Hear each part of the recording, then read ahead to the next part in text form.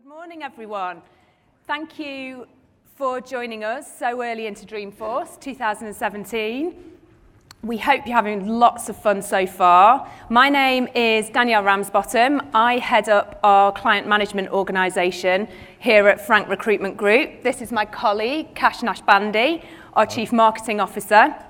And we have Carolina Lopez down here, who is one of our leaders at Mason Frank, our specialist Salesforce recruitment brand, who's on hand to answer any questions that you guys may have at the end of our session. No? Yeah. Okay. So, why are we here? Salesforce is critical to all of our businesses, Salesforce talent specifically. Last year at Dreamforce, Salesforce announced that 1.9 million jobs will be created in the Salesforce ecosystem by 2020. So what we hope to achieve in this session is to bring you guys up to speed on the latest Salesforce market trends and to show you what you guys need to do to attract and retain the best Salesforce talent for your organizations so that you guys can continue to grow and become even more successful. What I would say is that this session is very much client-focused for organizations looking to hire. We also have another session that's more around candidates and your careers tomorrow, 3 o'clock in the Developer Forest, if that's of interest to you as well. So, we're going to share the findings of our newly published market trends and salary survey. And by highlighting our industry expertise, we can hopefully share some of the strategies that have been successful for both ourselves and our customers. So first of all, a little bit about us at Mason Frank.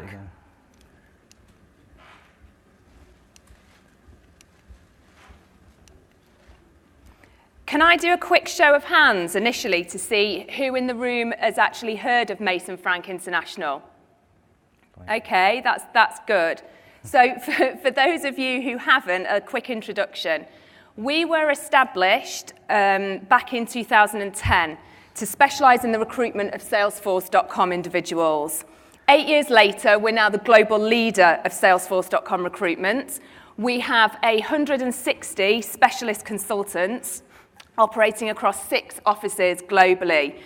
All those 160 people do is focus purely on Salesforce.com. We have offices here in the US, London, and Berlin. We work across all industry sectors, and we're proud to have placed in excess of 4,800 Salesforce professionals, spanning partners, ISVs, and both SME and enterprise end users. And we're very, very proud that we have placed more Salesforce specialists into the ecosystem than any other recruiter.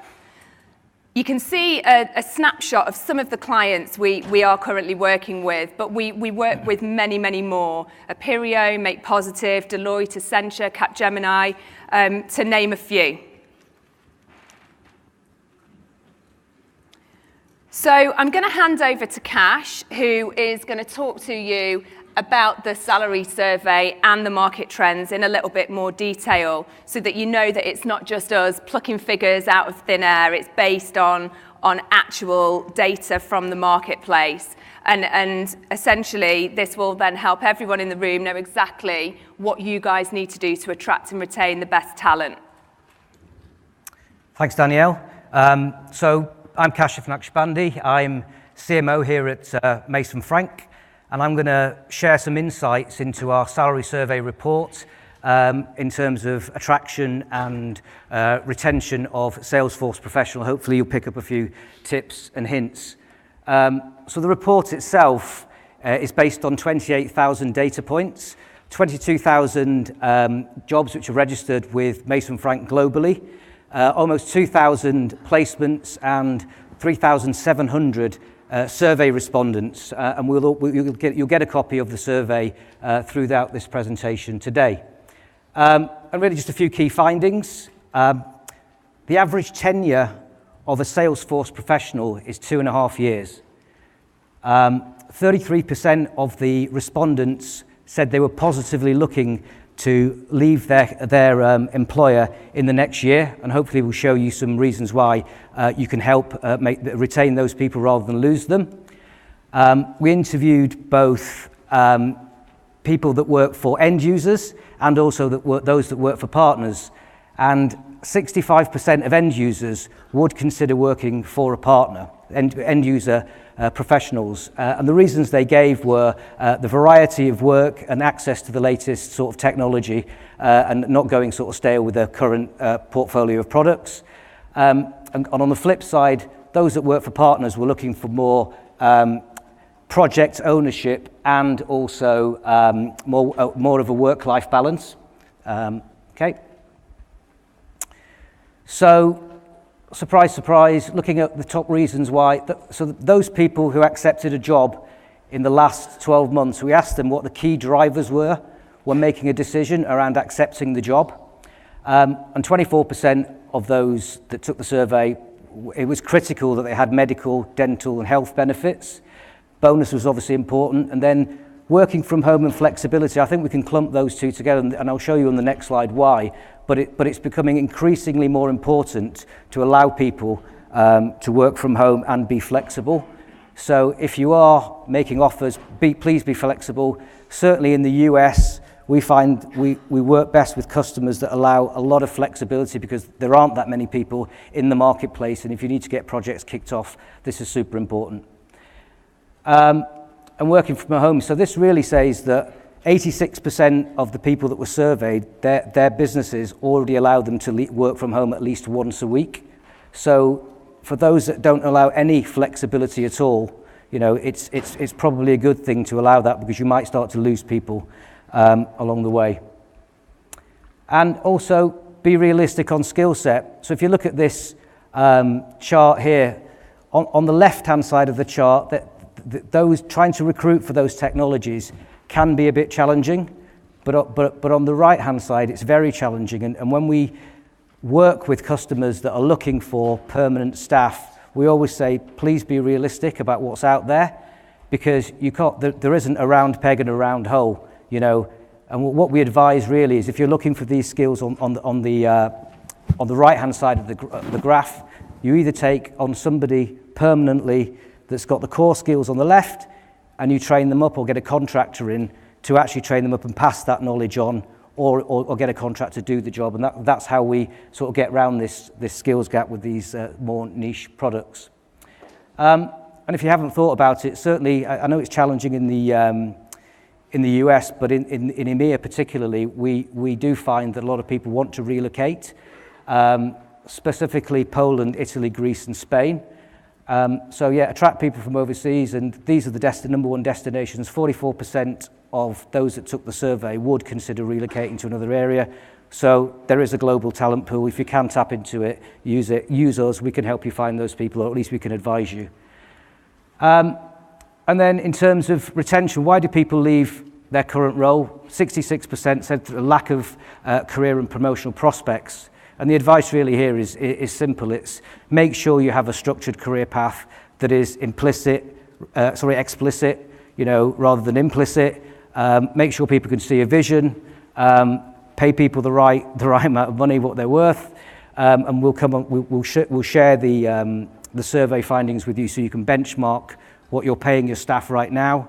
And also, as we have 160 recruitment consultants dotted around the world, there will be somebody that's working your particular geographical area that will be happy to advise and be a market expert in terms of exactly what you should be paying your current staff. And if you're not even looking for anybody, please reach out. We're happy to help in those instances. New challenges, and finally, lack of leadership and vision in the organisation is the reason for people to leave. And then we looked at training and certification. And of those that took the survey, 75% held at least one certification. Interestingly, 29% of those experienced a pay rise post-certification. So the message is here, you know, pay people what they're worth. As they get certified, they are worth more. And 72% of employees paid in full for the certifications. So, you know, there are 72% of your peers are already sponsoring their Salesforce staff to do these certifications. And if you're not doing it, you really should, because you might end up losing these people. And then just from our perspective as well, we looked at what the main certifications that we would recommend, or where we see demand from our customers. And you can see an array on the left. And then obviously on the right, I'm probably teaching the granny to suck eggs here, but, use Salesforce, Trailhead, give your employees an opportunity to learn it and use it at work. And then finally, I just wanted to do a quick run through, and the message really here is, salaries are going up every year. People are hard to find. We've done a... This is where everybody's phones come out. Yeah, sure. Do you want to go back? Go back, yeah.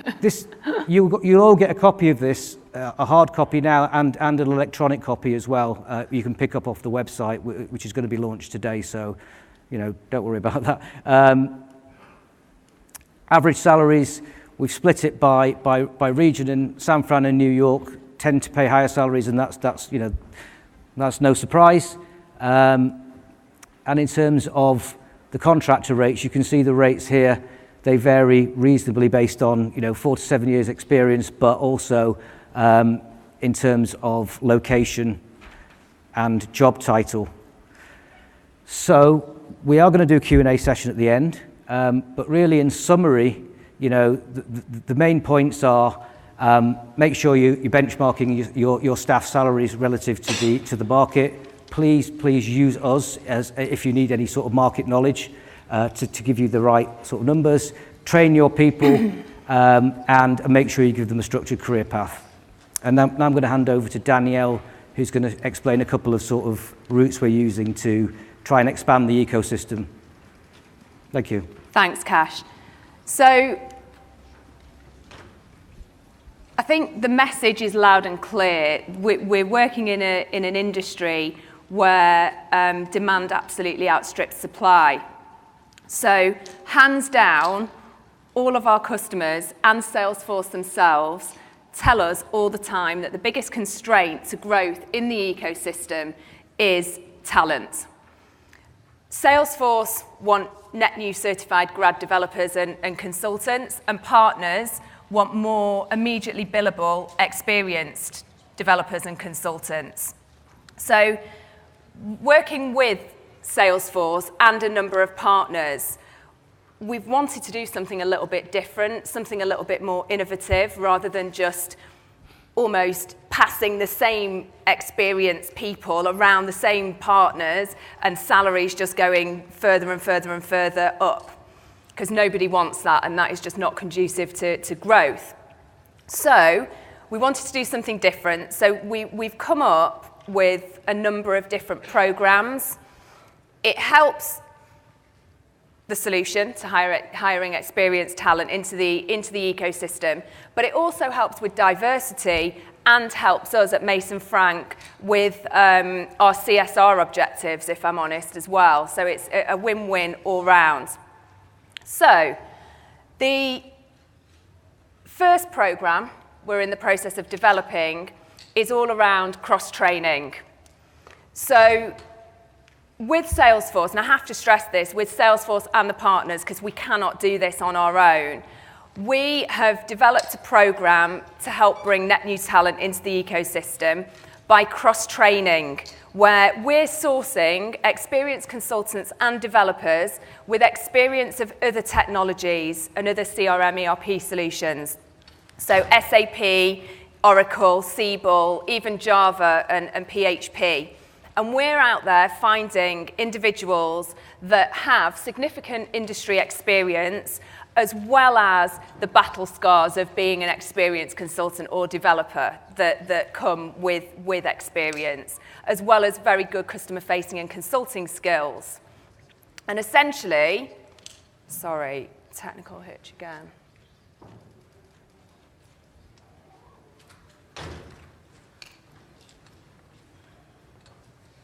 Essentially, we've put together an intensive training program, and that training program is open to other partners. So please do come and talk to us afterwards or at one of our booths if that is something you're interested in.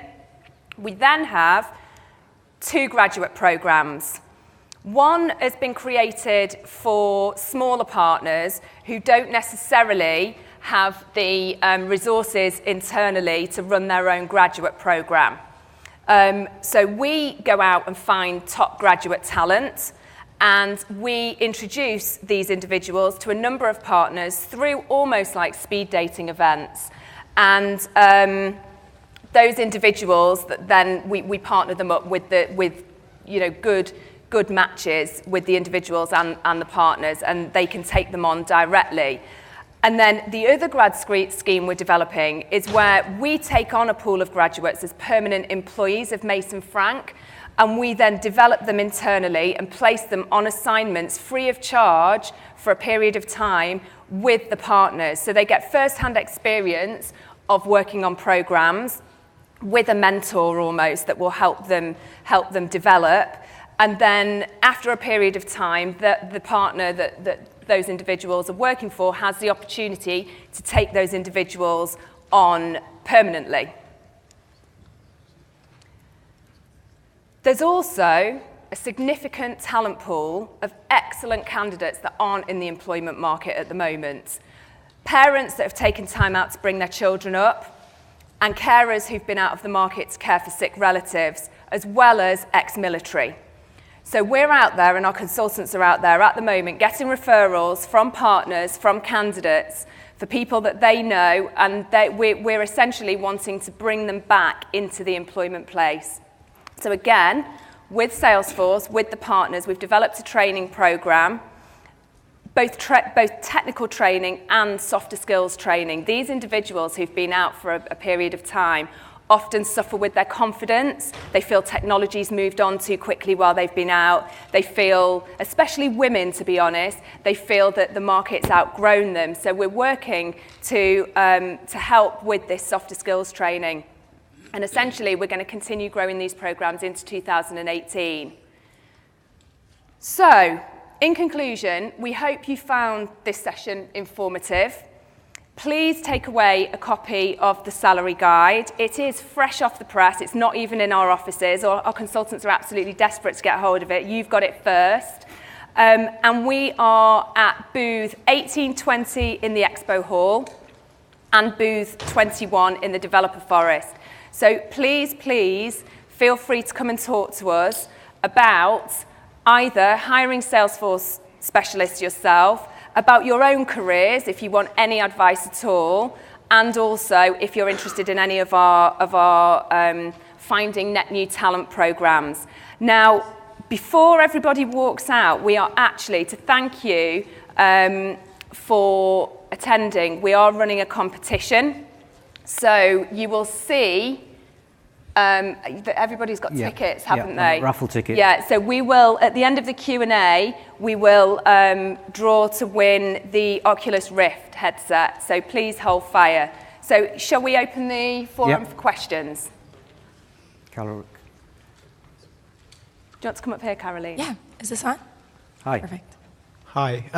So you showed the rates, salary rates, sort of some of the tech hotbeds. But do you have any recommendations if you're moving, thinking of moving people to some like nearshore location? Say that again. Sorry. So if you're thinking of actually setting up a development center at some on-site location, where are there any spots that you'd recommend as being low-cost spots? I mean, absolutely. You can definitely find lower cost of living areas. Your salaries are going to be lower in those areas. But one recommendation that we would make, as you can see, is allowing remote flexibility. What we find actually is candidates will take large pay cuts to have some remote flexibility. So it may be tough though if you go to a remote area just because there's lower cost of living. The candidate pool in that area is going to definitely be smaller, and you might end up actually paying more just because you need to get their Yeah, that was kind of my point. Is there anywhere, for example, where maybe there are education centers where you have higher availability, but it's not Sunnyvale or New York? In the You mean US? where the candidate pool is, where there's a lot of candidates? Yeah. Right. I know that there are a lot of development centers in the Midwest. our clients tend to have offices out there with developers. I can think of a few examples, but for example, I believe Acumen, that's correct, has one out there, and a few others out in the Midwest. In Europe specifically, the larger partners and the larger end users who are setting up Salesforce practices are absolutely moving them outside of the UK, for example, into cheaper cost centres in the likes of Eastern Europe. It's a huge trend across Europe at the moment. And we're finding the people, but there's got to be more flexibility on the skills and how much experience they actually have. So they usually take contractors initially to train up people in the local area. Well, we'll find out for you. Yeah, If absolutely. you can at the end, we'll get you that data. Yeah. Has anybody else got any? Yeah. As I'm looking through here on your industry sector breakdown, I personally work within nonprofit higher ed. One of the things that we experience is that higher ed, nonprofits, the pay rate is always lower. Looking for our institution, our university, we're trying to implement a program where you're hitting it right on the head, 2.5 years and they're gone because they've got the experience. Are there programs being developed by companies such as yourself or other ones out there, even within Salesforce, to help those lower end industries get the talent? In other words, how does .org get .com talent at .org prices?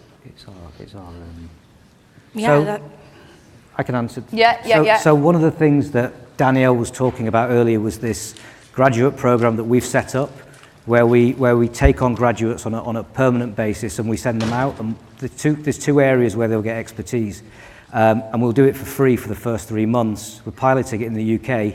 Is one with partners where they'll learn on the job, and two, it's with non-profits as well, where we think we should be giving something back.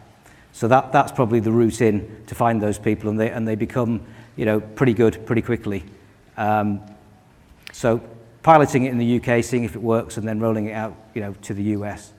I think what's important as well with not-for-profits, and we work with a lot of not-for-profits across the globe, is getting your USP right and making sure that USP is out there. We work in the UK very closely with an organisation called Cancer Research, and they are probably the biggest cancer research not-for-profit out there.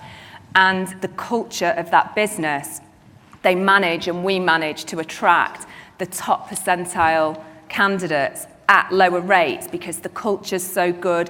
The pay is significantly lower, but they offer, again, coming back to what the salary survey findings, a little bit more flexibility than most, a little bit more working from home to counteract the salary, and it works. And I think as long as we get your USP right, and that's what's going out to the market, or you get your USP right, then I genuinely think that there is absolutely a talent pool out there.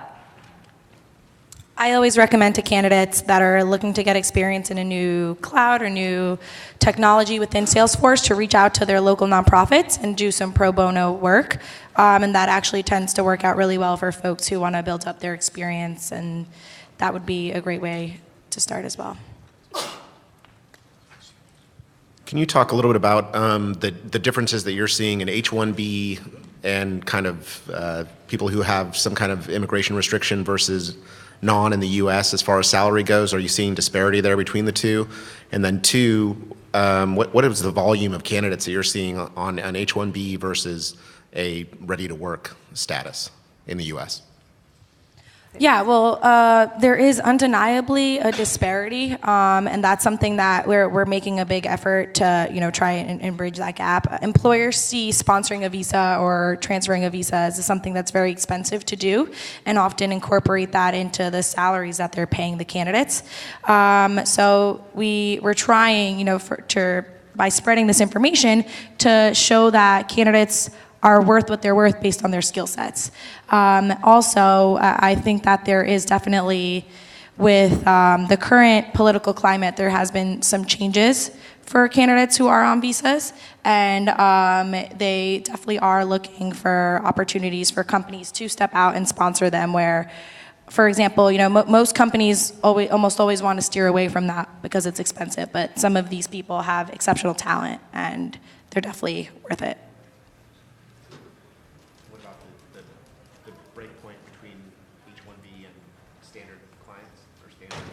Candidates? You mean as in how many? Percentage-wise, what do they represent? That's a good question. I would say it depends on the area. For example, in the DC metro area, there's a lot of government projects, so I tend to work with more candidates who are US citizens and clearable, but there are other areas where you can see a really high percentage, but on average, I think it would be 50% or 40%. It's very high.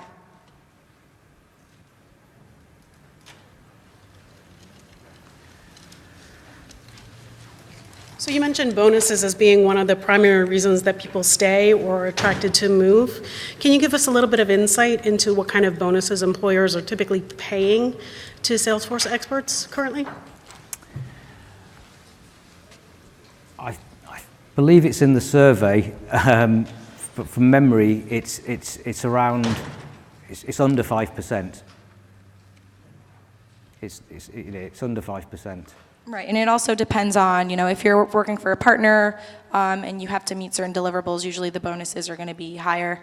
And from what we see, most positions will have a performance-based bonus, or it'll be based on, how well the company does. And but primarily the higher bonuses tend to come from partners and consulting companies. And it depends very much on industry. So financial services, it's significantly higher. And that obviously affects when people are willing to move as well, because, from probably around October through to February, there's not much movement within FS because people are waiting for their bonus. So, we have to look at other things to attract candidates, whether that be a different type of bonus, a sign-on bonus, or, or something else. But it affects the marketplace across the board, globally, actually. We got any other questions?